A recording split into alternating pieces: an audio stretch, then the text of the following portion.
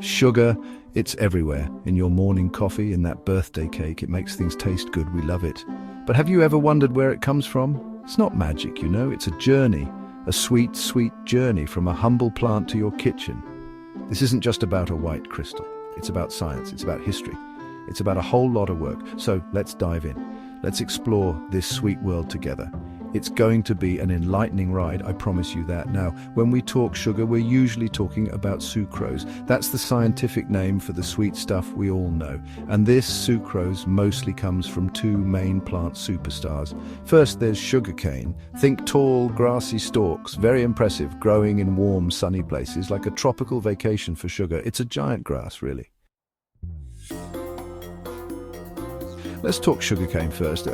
This plant absolutely loves the sun. It needs lots of it to thrive and plenty of water too. Think tropical paradises, places like Brazil, India and Thailand. These are sugarcane hotspots, prime real estate for sweet stalks. Farmers plant sections of the cane stalk, not seeds usually. These sections are called sets. Each set has buds on it. These buds sprout into new plants. It's like giving the cane a new life, a sweet new beginning for a new generation of sugar.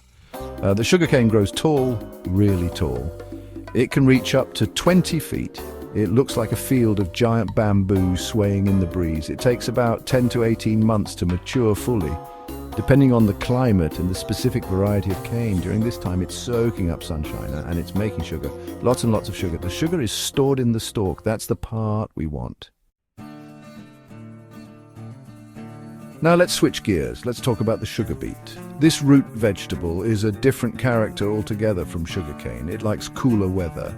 Think Europe, Russia, and parts of North America. Unlike sugarcane, sugar beets are grown from tiny seeds. Very small indeed. Farmers plant these tiny seeds in the spring season. The beet grows throughout the summer, developing a large fleshy root underground. This root is where the sugar magic happens. It's the plant's sweet savings account. Storing energy for later. A clever strategy for survival and sweetness. The sugar beet root is big. It can weigh 2 to 5 pounds, sometimes more. And it's packed with sucrose. About 15 to 20% of its weight is sugar. That's a lot of sweetness concentrated in one single root. Quite impressive. The leaves above ground capture sunlight. They perform photosynthesis, the plant's food factory. This energy is used to make sugar.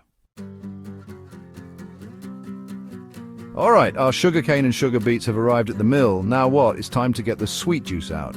This is where the action really starts. For sugarcane, this means a good, old-fashioned squeeze, a powerful one. The stalks are first chopped into smaller pieces or shredded into fibers. This makes it easier to extract the juice. Think of it like prepping vegetables. Before you juice them at home, you want to break them down a bit to help the juicer do its job more effectively. It's all about efficiency, getting every last drop of that precious sweet liquid. Then comes the milling. The shredded cane passes through a series of large rollers. These rollers are like giant ringers or massive rolling pins. They crush the cane with immense pressure, squeezing out the sugary juice. Water is often sprayed onto the cane between rollers. This is called imbibition. This helps to dissolve and wash out more sugar from the fibers. It's a powerful process. Imagine giant gears grinding away relentlessly. The juice that comes out is a dark, greenish-brown liquid. This is the raw juice. Section 5.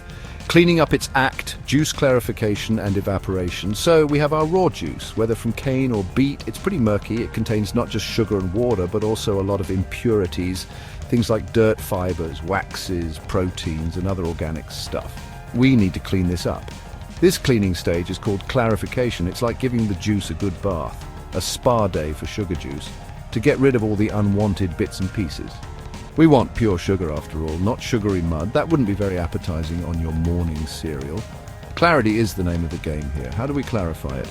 Well, for sugarcane juice, we often use a process called liming. Milk of lime, which is calcium hydroxide, is added to the juice. This raises the pH and helps the impurities clump together, forming flocks. Then carbon dioxide gas might be bubbled through. This forms calcium carbonate, which traps more impurities and helps them settle. These clumps then settle to the bottom or float to the top, making them easier to remove by sedimentation or filtration. It's a bit like a chemical magic trick, making the gunk disappear, leaving us with a much cleaner, clearer liquid. For sugar beet juice, the clarification is often done with lime and carbon dioxide too. This process is called carbonatation. It's a very important step.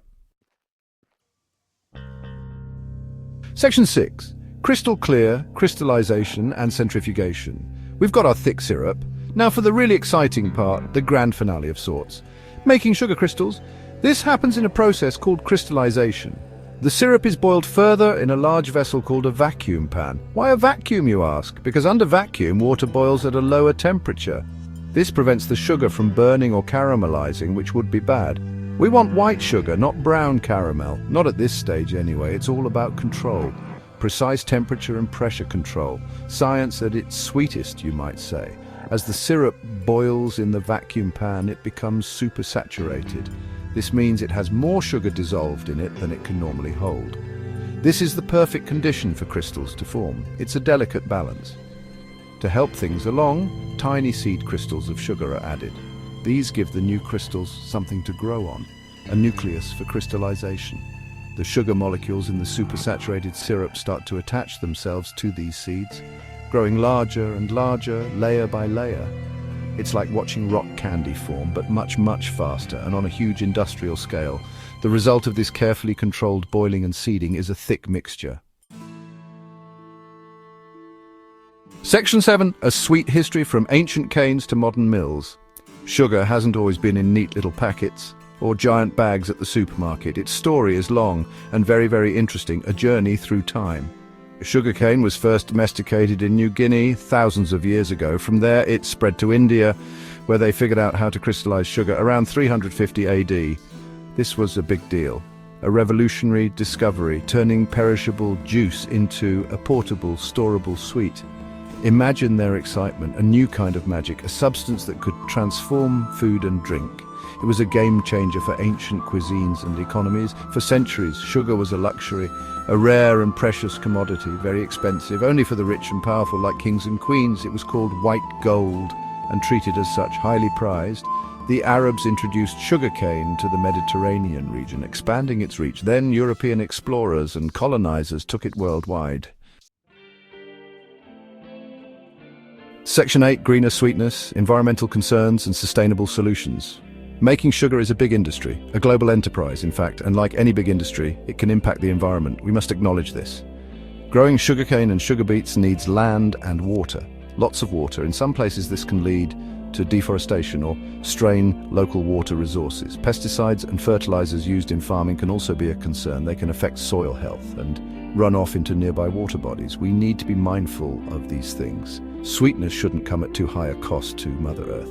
That's a balance we must strike. Sugar mills themselves can also have an environmental footprint. They use a lot of energy, mostly for heating, boiling and running machinery. They also produce wastewater, which needs to be treated before discharge, and solid waste like bagasse, the leftover cane fiber, and beet pulp. If not managed properly, these byproducts can cause pollution. So the industry is looking for ways to be cleaner and greener, because nobody wants their sugar with a side of environmental guilt. That's not a good flavor combination. We all want responsible production, but there's good news. The sugar industry is working on sustainability. Many mills now use bagasse as fuel, a renewable energy source. Section 9, from field to spoon, the sweet finale. So there you have it. The amazing journey of sugar. Quite a trip, eh? From a tiny seed or a piece of stalk, planted in the earth with care, nurtured by sun and water, growing strong and sweet over months, to the familiar crystals in your sugar bowl, ready for your enjoyment. It's a long and complex trip involving farmers, scientists, engineers and factory workers all working together in a coordinated effort across the globe. To bring that sweetness to your table, it's a global effort, spanning continents and climates, all for that little bit of joy in our lives. We've seen how sugarcane and sugar beets are grown with dedication and skill, how their precious juice is squeezed out or diffused using clever techniques, then cleaned, concentrated and crystallized through a series of precise steps. It's a marvel of chemistry and engineering, a testament to human ingenuity. Modern technology plays a huge role making the process more efficient. If you enjoyed this sweet journey, don't forget to like, comment and subscribe. Check out our other videos and playlists for more fascinating content.